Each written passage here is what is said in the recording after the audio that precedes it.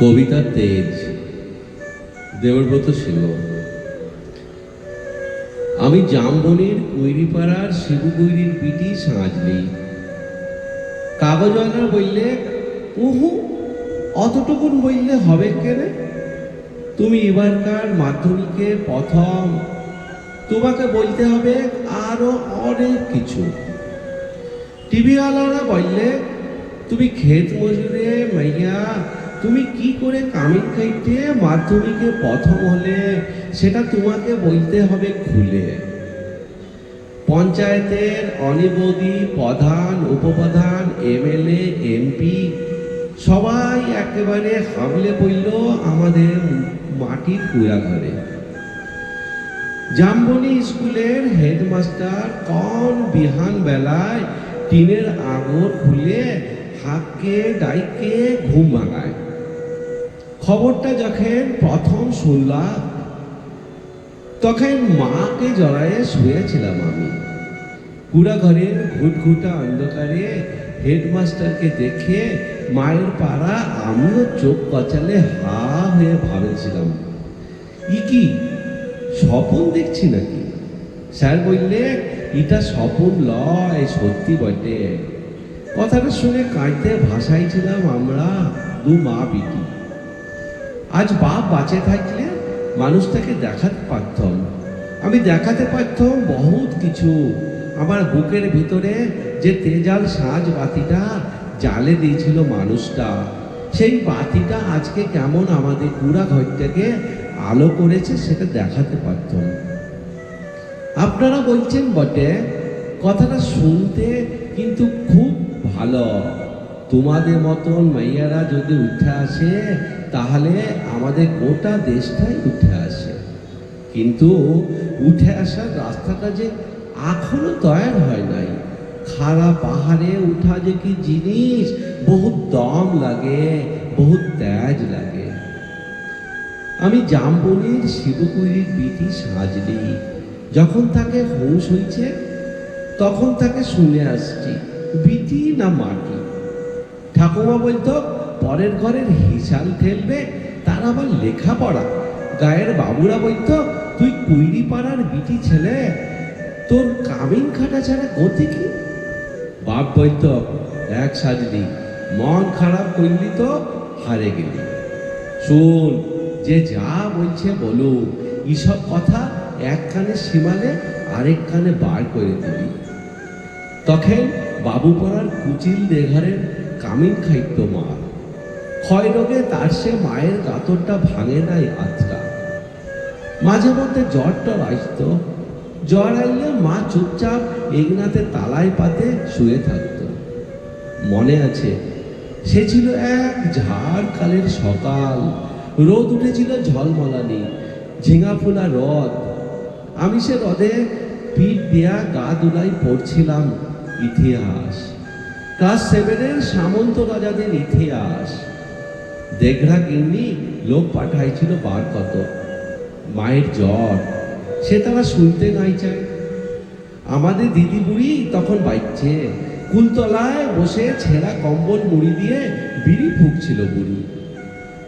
শেষ তক বুড়ি সেদিন পড়া থেকে উঠায় মায়ের কাজটুকু করতে পাঠাইছিল বাবু ঘরে। পুরনো ফাটক, ঘেরা উঠান, অত বড় দরদালান, অত বড় বারান্দা সব ঝাটপাট দিয়ে সাফ সুতরো করে আসছিলাম চললে। দেখারা গিন্নি নাই ছাড়লে। এক গাদা এটা কাঠা জুঠা বাসন আমার সামনে আনে ধরে দিলে। বললুম, তোমাদের ঝুটা বাসন আমি ধুতে লাই পারবো। বাবু গিন্নির শেখি রাগ। কি বললি? আরেকবার বল দেখনি। যতটুকুন মূল হয় তত বড় কথা। জানিস, তোর মা, তোর মায়ের মা, তার মায়ের মা সবাই আমাদের জুটা বাসন ধুইয়ে এত কাল গুজরা গেল, আর তুই বললি জুটা বাসন ধুতে লারবি? বললাম, তোমাদের জুটা বাসন আমি ধুতে লারব, তোমরা লোক দেখে লাও। আমি চললাম।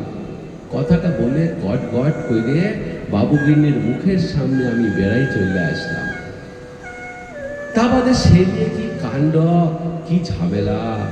বেলা ডুবলে মাহাতোদের ধান কেটে বাপ ঘরে আইলে দুপাতা লেখাপড়া করা লাতলি ছোট মুখে বড় থুতির কথা সাত কাহন করে বলেছিল দিদিগুড়ি। মা কোনো রাগ করে নাই। আঘন মাসের সাজবেলায় একনাতে আঙুর চাইলে গা হাত পা শিখছিল মা।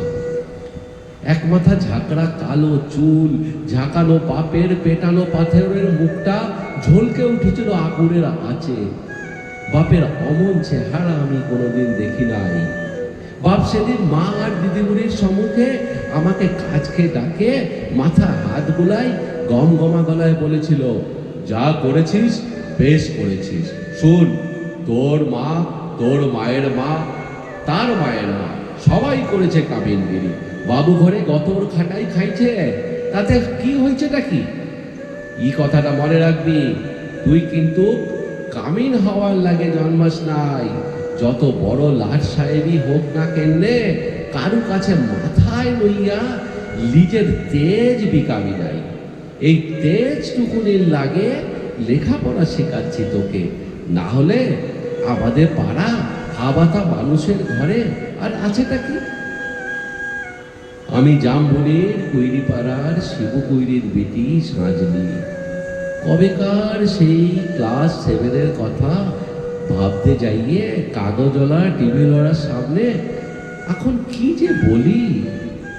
তালপাতার রথ দিয়ে ঘেরা গোবরতলার এগনাতে লোকে এখন লোকাকার।